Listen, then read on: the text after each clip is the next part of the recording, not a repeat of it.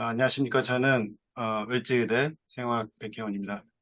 저는 이제 그 식물이 가지고 있는 그 소화 효소에 대해서 살펴보다가 흥미를 느껴가지고 이 식충 식물을 논문들을 이렇게 찾아보게 되고 그걸 정리해서 발표하게 됐습니다. 제목은 식충 식물과 설계입니다.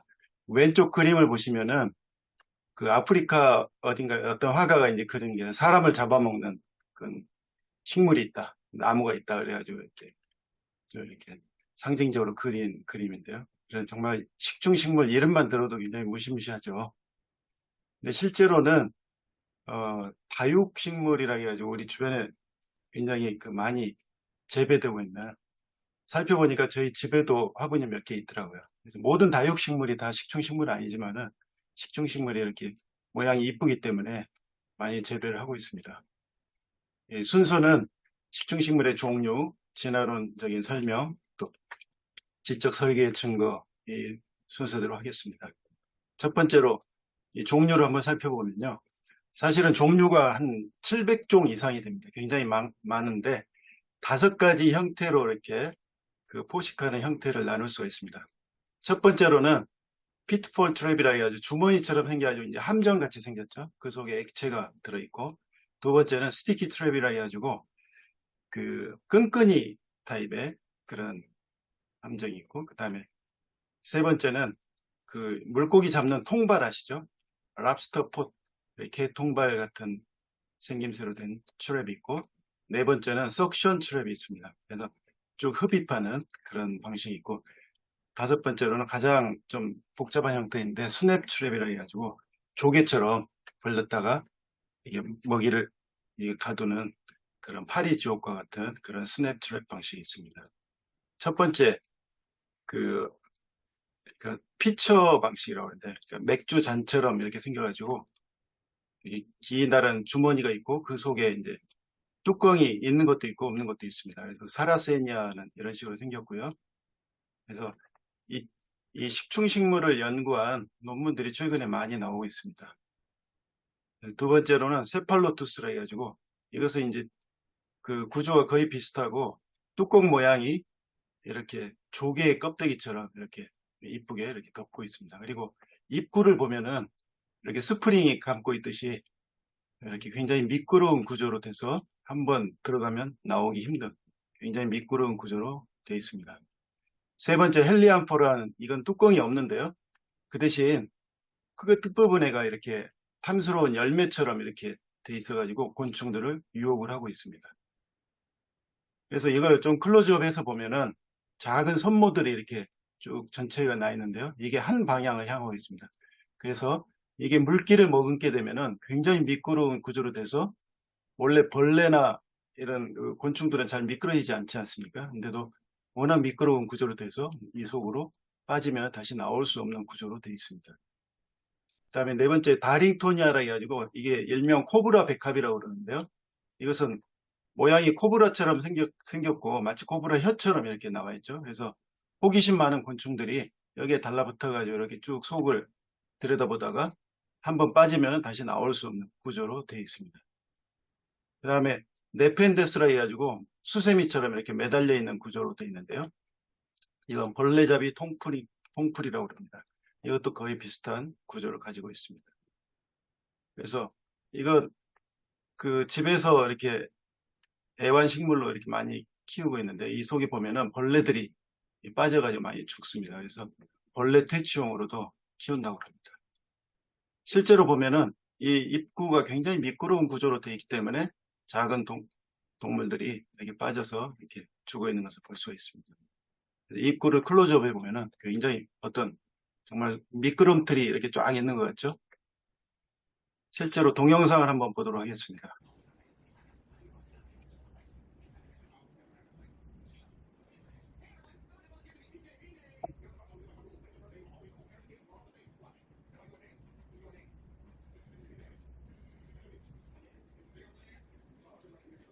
예, 이 애벌레들은 웬만하면 미끄러지지 않는데 워낙 미끄러운 구조로 돼서 이렇게 빠질 수밖에 없는 상황입니다.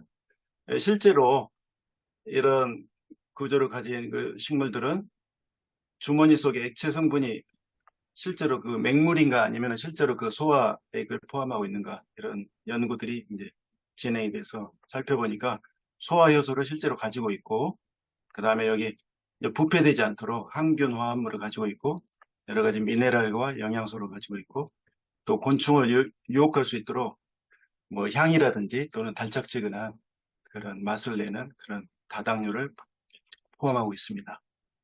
그래서 이런 네펜데스에 관련된 그런 논문들이 이게 이제 실제로 그 소화 효소들 유전자들을 유전자들을 이렇게 실제로 시퀀싱 해가지고 그런 유전자들을 분석한 그런 논문도 나오고 있습니다.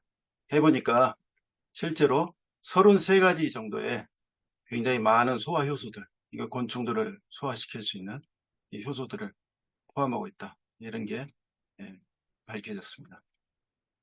이게 또 두 번째 타입의 트랩을 보면은 이제 끈끈이 타입의 스티키 트랩이 있습니다.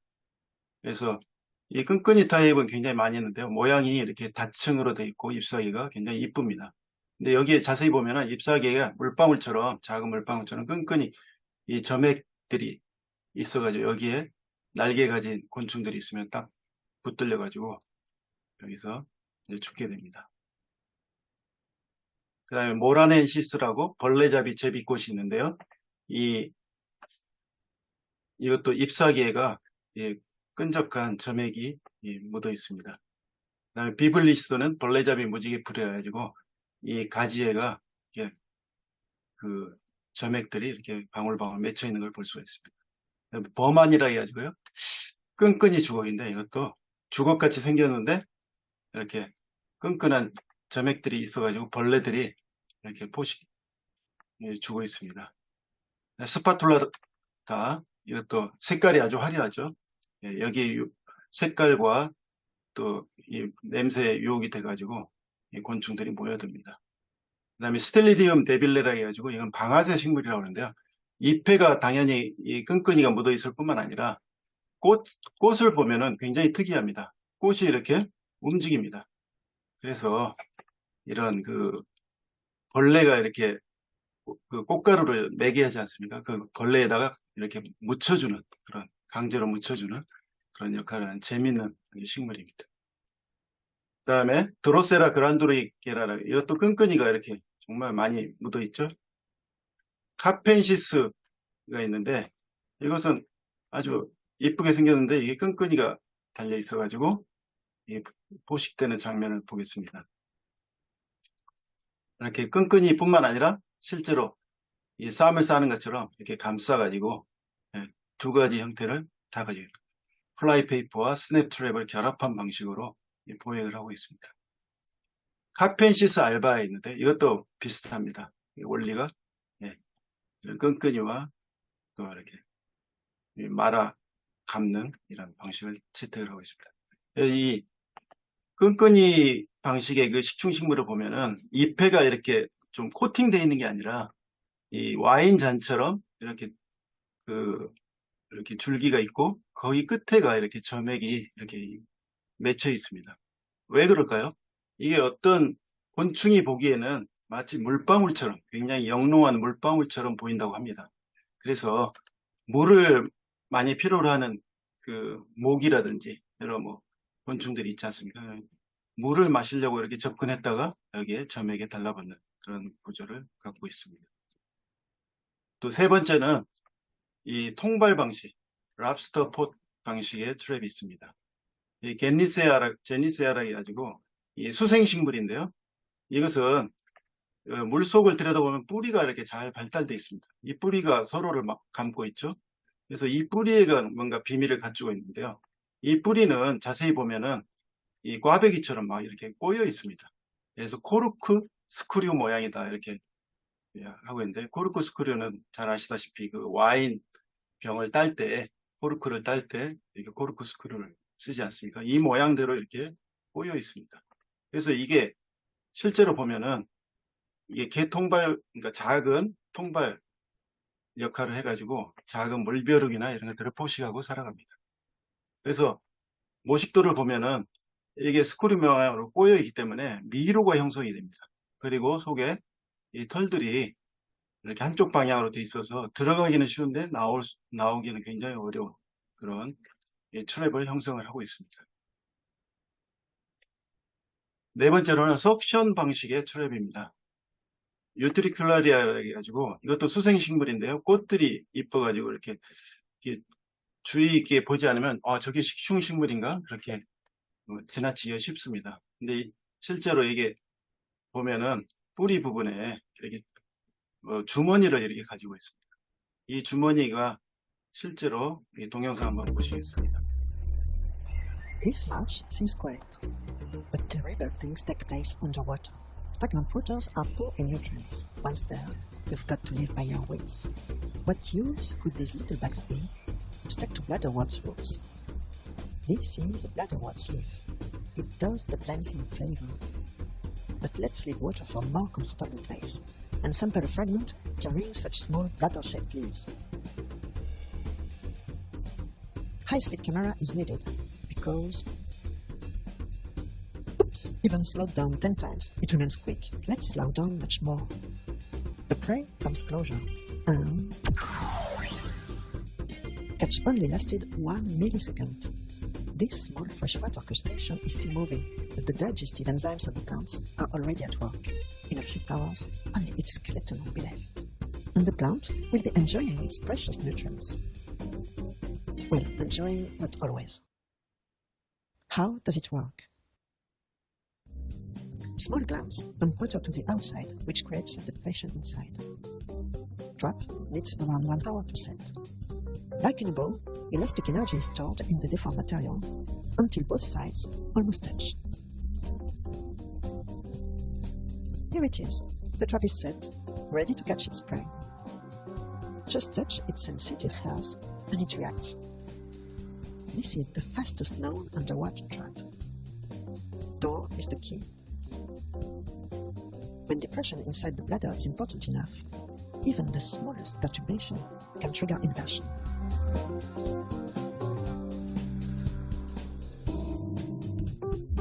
Here also, the simulation helps understanding the deformation of the door. It first inverts its curvature, and as soon as the doorstep is passed, water flows in the underpressurized bladder, which forces a wide opening. It's like with this rubber puppet toy. Curvature inversions can generate very swift movements.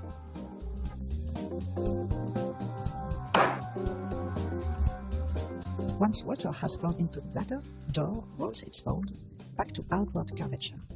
Then the trap is watertight again. Who is the next victim?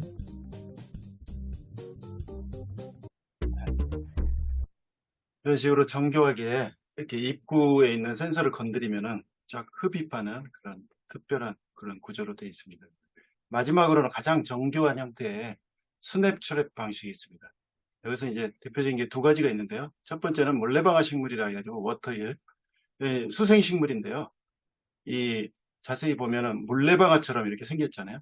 근데 이 끝부분에, 이 물레방아가 사실은 핵심이 아니고 끝부분에 이렇게 주머니가 달려 있습니다. 이 부분이 조개처럼 이 입구를 벌리고 있다가 물벼룩 같은 게 들어오면은 이렇게 닫히는 그런 구조로 되어 있습니다.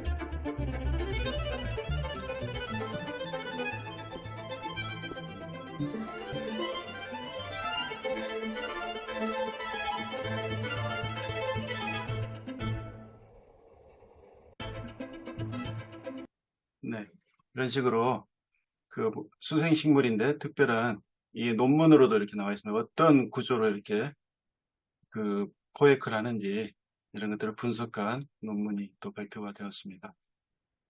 예, 가장 좀 특이한 그리고 유명한 이 식충식물은 파리 지옥입니다. 영어로는 비너스 플라이플랩이라고 그러는데요.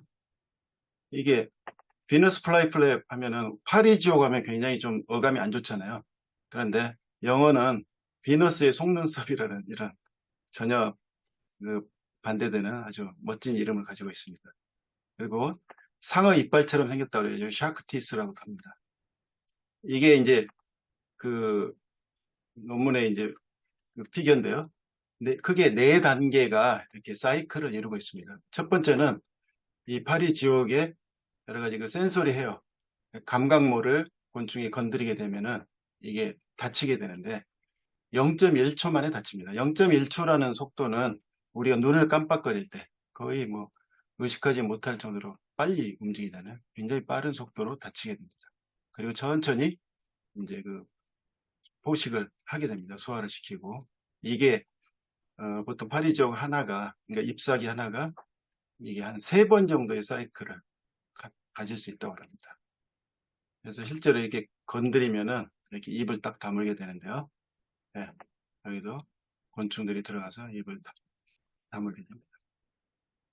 그래서 최근 1년간에 펀메드에서 이렇게 발표된 이 파리지옥에 대해서 발표된 논문을 보면은 2022년, 2023년 올해도 이렇게 발표가 되고 있습니다. 굉장히 최근에 많이 논문들이 발표가 되고 있습니다.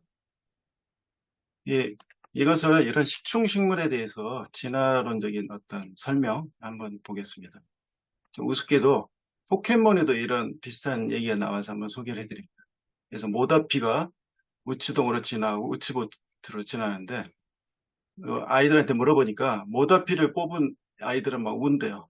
가성비가 떨어져서 우치보트는 굉장히 좀 좋은 아이템이겠죠. 여기 보면은 그 식충식물의 이런 네펜데스라는 그런 형태의 그 식충식물로 마지막에 최종 진화된 거다. 이렇게 설명을 하고 있습니다. 찰스 다윈은 파리 지옥은 세상에서 가장 경이로운 식물이다. 이렇게 얘기를 합니다. 그래서 이 그 진화론 그 논문을 보니까 2009년에 나온 진화 논문을 보니까 Evolving Darwin's Most Wonderful Plant 그래가지고 이게 이제 스냅트랙 파리 지옥 같은 그 형태로 어떻게 진화가 됐느냐 이걸 이제 설명을 하고 있습니다. 보면은 아주 낮은 그러니까 키를 가진 끈끈이 형태의 그 식충식물들이 이게 길이가 길어지고 또 이게 점점점 진화가 돼가지고 아까 그 물레방아 형태 석션하는 그런 게 있었죠. 그 다음에 또 조개처럼 이렇게 문을 닫는 그런 스냅트랩 이런 방식이 진화가 됐다. 근데 진화의 그 근본 메커니즘은 뭐냐면은 아주 현저한 그 중요한 그 뮤테이션 돌연변이를 통해서 이게 진화가 됐다. 이렇게 설명을 하고 있습니다.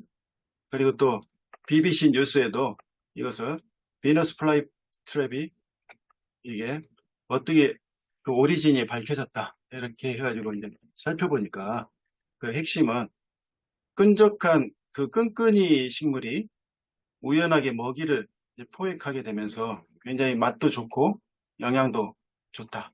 그래가지고 이 커다란 보상 동기를 제공했다. 그리고 진화적인 탐욕으로 점점 더 발달하게 됐다. 이렇게 설명을 하고 있습니다. 근데 여기에 대한 이제 반박을 한다면 어떤 식물이 구체적으로 어떻게 진화했는지 설명을 못하고 있고요. 그 다음에 사실은 그 파리 지옥 같은 경우는 굉장히 복잡한 구조를 가지고 있지 않습니까? 센서가 있어야 되고 개폐 장치, 또 개폐 속도 조절, 또 이런 소화액이라든지 이런 것들이 동시에 갖춰져야 이게 이제 작용을 하게 되는데 이런 그 환원 불가능한 복잡성 이 원리로 본다면은 이게 오히려 더 그 지적 설계에 가깝지 않냐 이렇게 설명하는 게 더 합리적이라고 봅니다. 그리고 또 뭐 커다란 보상 동기를 제공했다. 예를 들어서 조그마한 물벼룩 같은 걸 먹고 살다가 점점 탐욕이 생긴다면은 사람이나 코끼리까지 잡아먹는 코끼리 지옥이 있어야 되는데 그죠? 이 소동물에서 멈춰 있거든요. 그래서 설계의 증거를 한번 보겠습니다. 실제로 이제 여러 가지 질문을 통해서 한번 합리적인 질문을 통해서 한번 살펴보겠습니다. 이 먹이를 어떻게 익사시킬까? 이런 이제 주머니 형태에서 이렇게 소화액으로 이렇게 하는데 먼저 익사를 시켜야 되겠죠. 근데 실제로는 곤충들이 이게 몸이 가볍기 때문에 또 날개를 가진 것들은 탈출할 수가 있기 때문에 잘 익사가 되지 않습니다. 그러면 이걸 이제 연구한 논문이 있습니다. 이게 피처 플런트에서 어떻게 익사를 그 액체의 성분이 뭐냐? 실제로 보니까 이 발버둥을 칠 때 촬영을 해보니까 가느다란 필라멘트가 이렇게 존재하는 걸 보여줍니다. 그러니까 이게 소화액이 그냥 맹물이 아니라 뭔가 그 점탄성을 가진 액체 필라멘트다. 이런 것을 보여주고 있습니다. 그래서 발버둥을 치면 칠수록 자기 몸을 이렇게 감아가지고 이게 결국은 익사를 시키는 그런 구조를 가지고 있다. 이렇게 논문에서는 발표하고 있습니다. 그리고 두 번째 질문. 비가 오면은 이 뚜껑이 없는 게 있지 않습니까? 헬리암프라라 해가지고. 그 비가 오면은 물이 넘쳐 흘러서 이게 먹이가 탈출할 수 있고 또 먹이가 탈출을 못한다 하더라도 소화액이 희석이 돼가지고 그 실제로 작용을 하지 못하는 경우가 되지 않겠습니까? 이것을 조사를 해보니까 이 먹이는 거르고 빗물만 내보내는 그런 장치들이 되어 있습니다. 이것은 이제 연구자들이 인위적으로 이렇게 벌려놓은 것입니다. 그래서 먹이가 빗물이 이렇게 빗물이 오면 대책이 있다. 실제로 이제 논문 그 피겨들을 보면은 입구가 굉장히 미끄러운 구조로 되어 있고 두 번째 점탄성 구조 이건 설명을 드렸습니다. 세 번째 보면은 어느 정도까지 희석이 돼도 이 소화액의 그 효력이 발생하는가 보니까 4%가 됐을 때 비로소 조금 이게 그 효율이 떨어집니다. 그런데 실제로 개미 정도를 소화시키려면은 뭐 거의 1%까지 희석이 돼도 이 소화액의 작용은 50%를 유지합니다. 그러니까 굉장히 효율적이죠. 그래서 저자들은 이렇게 결론을 내리겠습니다. 빗물에 많이 희석이 되어도 점탄성을 유지하더라. 그래서 이것을 방충 바이오 폴리머의 개발 가능성을 제시를 하고 있습니다. 그래서 결론적으로 보면은 요약을 하면은 이런 식충식물은 비에도 대비가 되어 있다. 이렇게 볼 수가 있습니다. 그 다음에 세 번째 질문. 이 파리 지옥 같은 것들은 이렇게 입을 벌리고 있는데 먹이가 왔는지 아니면 그 낙엽이라든지 돌멩이가 떨어져도 이렇게 헛수고를 할 수 있잖아요. 이것을 어떻게 구별을 할까? 여기에 대한 논문들이 또 발표가 되고 있습니다. 보면은 여기서 보면은 감각모라고요. 이제 센소리 헤어들이 있는데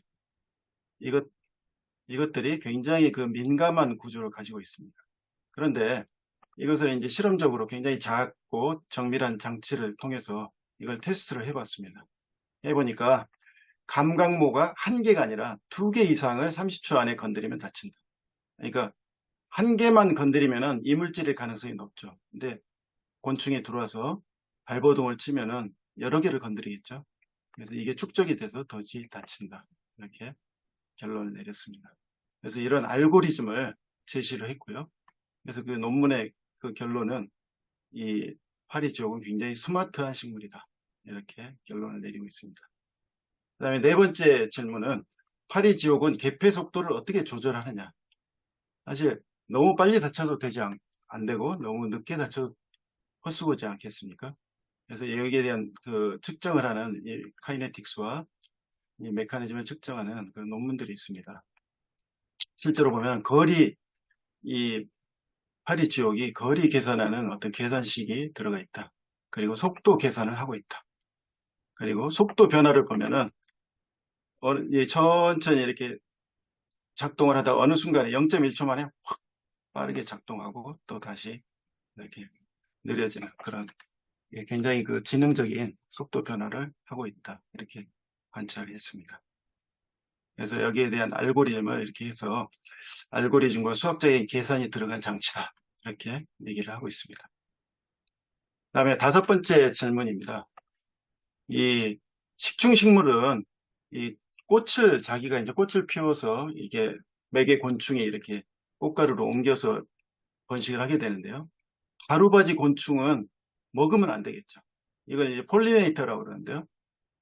반면에 먹이는 자기가 또 구별을 해야 되겠죠. 이것을 어떻게 구별을 할까? 그래서 파리 지옥의 딜레마 이렇게 그러니까 정말 그 유익한 곤충을 어떻게 구별을 할까? 이게 이제 이 논문이 또 나와 있습니다.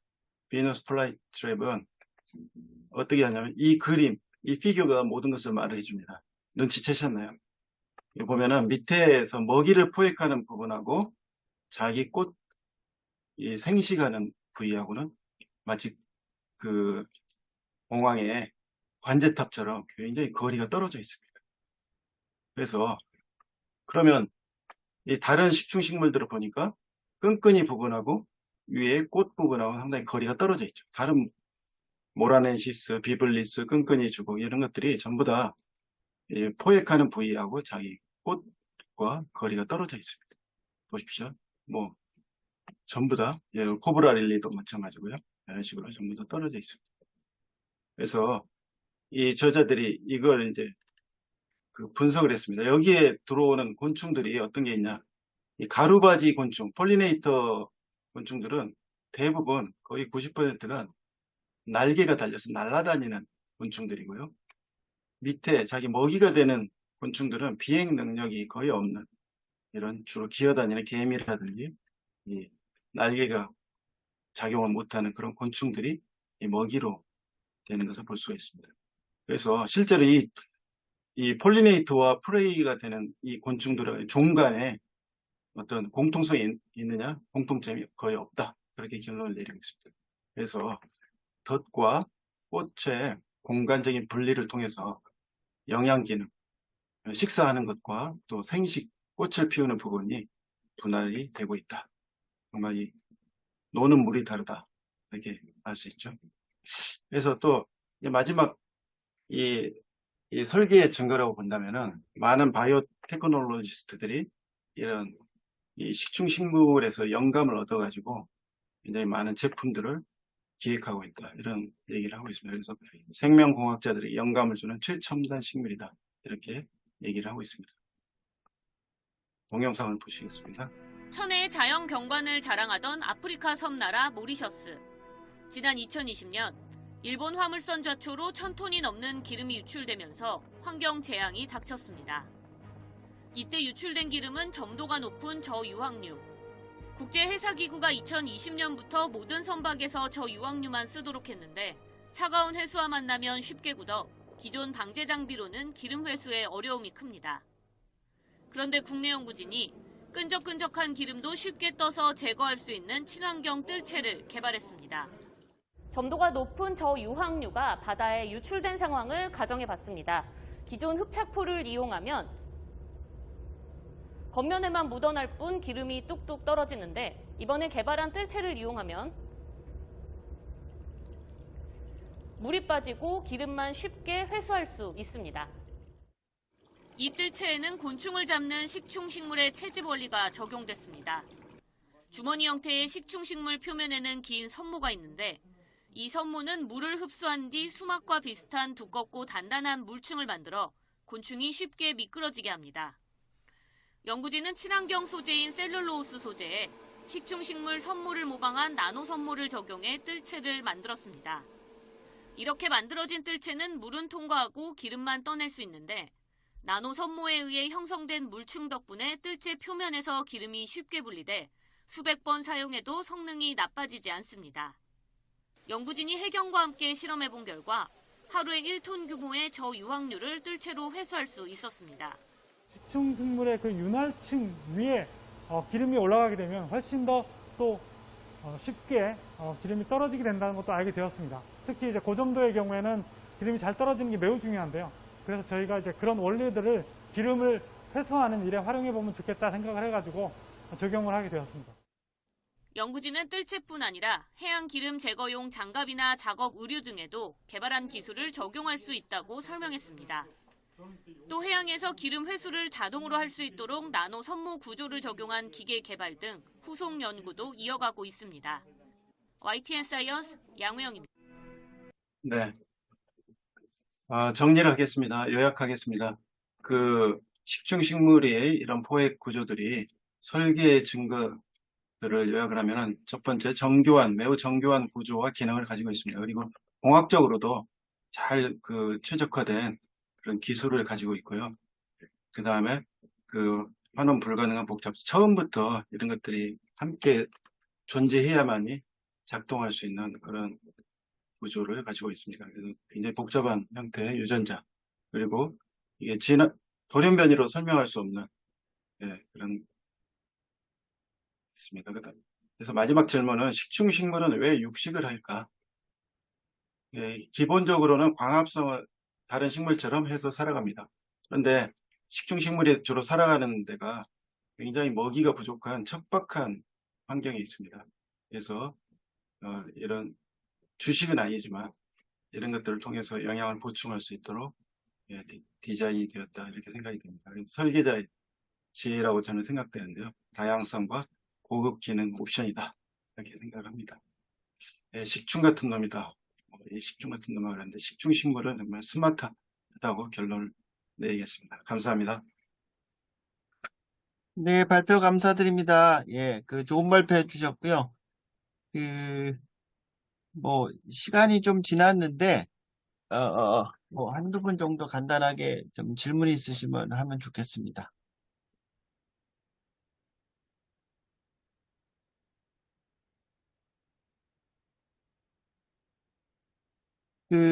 제가 이제 4학년 과목 중에 바이오보안공학 개론이라는 과목을 가르치면서 여러 가지 주제들, 재밌는 주제를 많이 다루거든요. 그래서 공대 과목이기 때문에 생명체의 특이성을 이용해서 조별 프로젝트도 하고 그러는데, 이제 식충식물 파트가 있습니다. 그래가지고 파리지옥 같은 메커니즘도 기계공학적으로 이제 분석하고, 저도 강의하면서 이제 논문을 많이 찾았는데, 제가 못 본 논문들 잘 이렇게 정리를 해주셔서 참 감사드리고요. 하나 이제 코멘트는 잘 정리해 주셔서 감사드리고, 아까 파리지옥 같은 경우 이제 2개의 선물을 동시에 터치해 이게 다치잖아요. 근데 이게 되게 빠른 속도에 다친다고 말씀하셨는데, 그 구조가 이제 기계공학적으로 이제 버클링 구조라고 하는데요. 그래서 이제 얘가 프리 스트레스를 가지고 있다가 살짝만 건드려주면 이 구조가 확 바뀌어지게끔 이 구조가 돼 있어요. 근데 그게 이제 우리가 진화론과 이제 지적 설계의 여러 가지 이제 논쟁 중에 하나가 이제 박테리아 편모잖아요. 그 박테리아 편모가 회전형의 모터 구조가 선구체로 이런 기존의 비슷한 어떤 생명체의 그런 구조가 있느냐? 이제 지적 설계론자는 그런 게 없기 때문에 이게 자연 선택에서 오랜 시간에 변이가 불가능하다고 얘기하는 것처럼, 파리지옥도 아까 쭉 이렇게 진화의 과정을 하나 도표로 얘기하셨잖아요. 그죠? 근데 아까 말씀드린 이 버클링 구조만 해도 특이하게 그런 구조를 갖는 식물들이 없어요. 그리고 걔는 트라이얼 에러로 엄청나게 뭔가 이렇게 다양한 것들을 많이 데이터를 가지고 있어야 최적의 값들을, 버클링 구조를 가질 수 있거든요. 어느 순간 갑자기 만들 수가 있는 게 아니고, 자연 선택이든 설계자든 트라이얼 에러를 많이 해야만 찾을 수 있는 구조인데, 그게 거기에 뚝하니 들어가 있거든요. 그러니까 이제 이것도 설계 구조죠. 복잡성을 따지면. 저도 이제 재밌는 주제라서 언젠가 이런 쪽으로도 한번 좀 해보고 싶다고 했었는데, 좋은 자료를 정리해 주셔서 저 개인적으로 도움이 됐습니다. 예, 감사드리고.